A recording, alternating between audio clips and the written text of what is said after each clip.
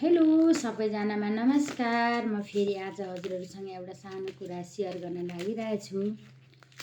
यो अब हाम्रो वरिपरि आफन्त चिनजान कोही साथीभाइ कसैकोमा अब केही न केही कार्य भइरहेको हुन्छ नि त।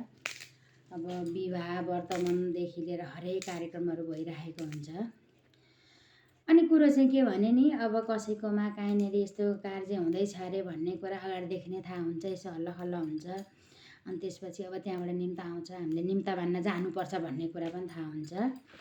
अनि त्यति थाहा भइसके पछाडि त्यो सम्बन्धित कार्य गर्ने घरकालाई चाहिँ त्यति साह्रो पर्दैन होला, आउँदैन होला।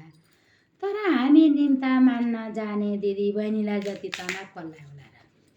अब त्यहाँबाट निम्ता आउँछ, निम्ता आएपछि कुन साडी लाएर जाने, के गर्ने, कस्तो लुगा लगाएर जाने, कुर्ता पोलाउँ कि साडी पोलाउँ कि, त्यो साडीमा त ब्लाउज मिल्छ कि मिल्दैन, जुत्ता यस्तो हुन्छ कि हुँदैन भनौँ, के भनौँ, मनमा कुरा खेलायो। 1 महिना अगाडिदेखिका गहना के लाउने भनौँ, कसो भनौँ। अनि त्यसपछि आफ्ना साथी सङ्गीसँग यसो कुरा पनि गरौँ, यस्तो हुँदैछ है, खोइ के लाउनु होला भनौँ।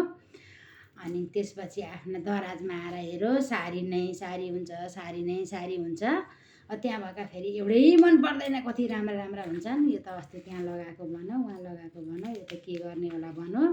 अनि दराजभरि भएका साडीहरूलाई एकतिर राखो, त्यहाँबाट छानो, भद्रगोल पारो।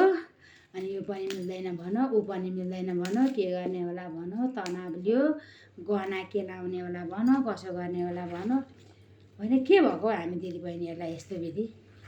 अब हामी परिवर्तन हुनुपर्छ कि किन एक ठाउँ लगाएको लुगा अर्को ठाउँ लगाउन नमिल्ने हुन्छ र। राम्रो हुनु पऱ्यो, सफा हुनु पऱ्यो, चिटिक्क हुनु पऱ्यो, आफूलाई सुहाउने हुनु पऱ्यो। 10 ठाउँ लगाए पनि केही फरक पर्दैन क्या। कि कसो हो दिदीबहिनीहरू, मलाई त त्यस्तो लाग्न थाल्यो।